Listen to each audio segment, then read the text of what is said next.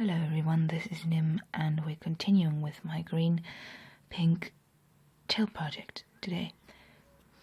So good news first, customs finally released my silicone shipment, yay! Apart from that, not so fun things have happened. There we go. This was one of my hipfins sculpt molds.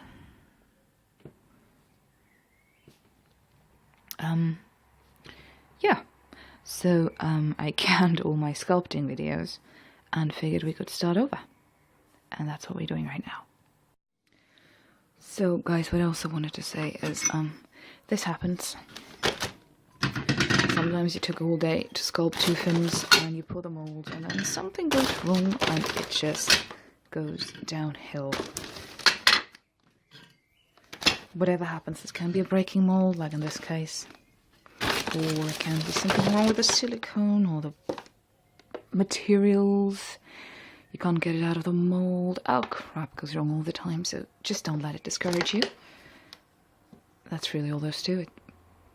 Anyway, that was not very helpful, was it? Let's start over. Before we start, let me show you the design we settled on. The exceedingly lovely creature who ordered this tail from me sent me this after many back and forths.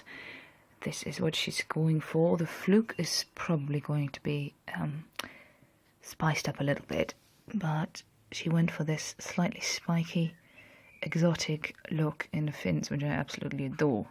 This dorsal fin is going to be a lot of fun to make. What do you need? You need some sort of oil-based clay. You can use water-based clay, but it's going to be a bigger hassle. We don't really get that in Europe like the Americans do, so I found this children's plastilin mass, which comes in many colours. I found this lovely brown, which actually works quite well. You'll need tools. Now, you'll need some medium to sketch your design on. I settled on this plastic PVC sheet. You can use foil, you can even use paper, but I found it easier to draw it on a hard surface. Then you'll need sculpting tools, as said. Now they come in different price varieties.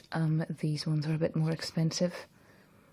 I love this stainless steel one, but honestly it's not necessary. The $5 version really does it as well, and I'm using this quite a lot, as you can tell. So whatever you can afford, just go for it. Pencil and marker. Now, how to get this design to a life-sized version. Honestly, I can't really tell you much about that because I just kind of do it and it usually works out. So I'm really sorry for those who asked me about that kind of stuff.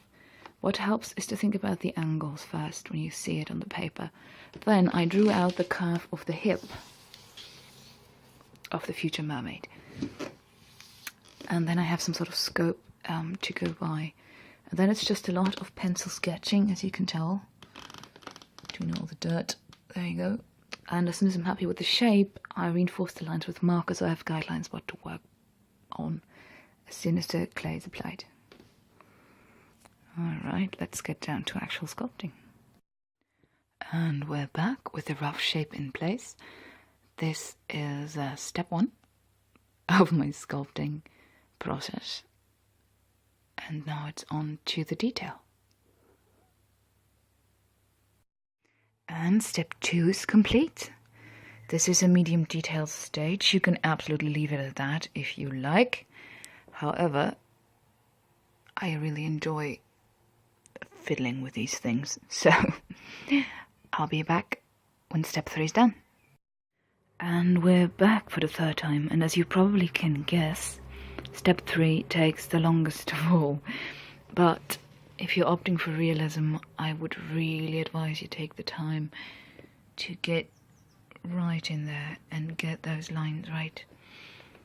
Now, to the fun part of casting. I already built a clay wall around the sculpt, and now we're going to pour some plaster. I'll be right back. It's been a few hours, and what that means, it's demold time. Yay! Now let's see how this worked out, shall we? I'm not sure if I can show you this. It's a bit awkward. Now the good thing about a PVC sheet or a movable ground, you can actually peel this off first and then just pull. There you go. And once you've started, you can carefully put it down again, especially if you work with plaster, like I do with the small molds, because it can break, as evident by the start of this video. I really don't need to point that out for you guys. Alright, let me just get this done and I'll be right back. Alright, all done. Let's see.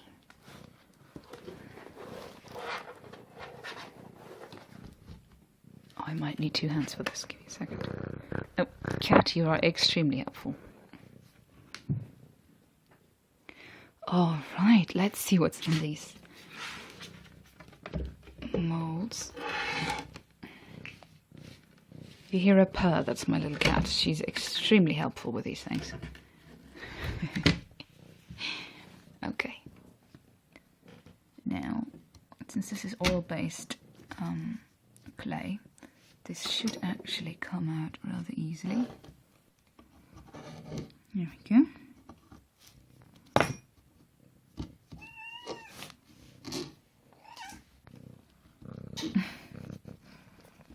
Yes, you're very helpful. You want to pull? Hmm? Alright, there we go.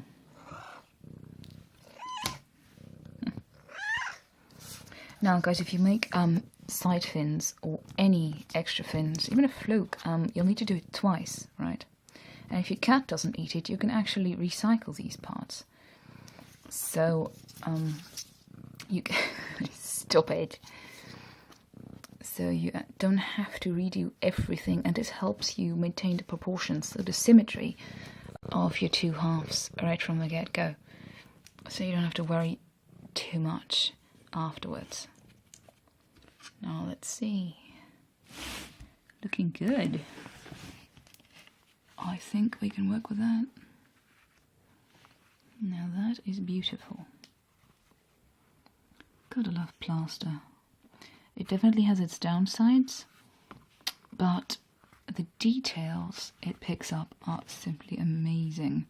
I'm pretty sure there's fingerprints of mine in there. Alright. You could almost reuse it. After all this is done, all you need to do is clean it out a little bit. And you're good to do this for the second time, and then 2 more times for a dorsal fin. So I'll be seeing you guys in a few hours.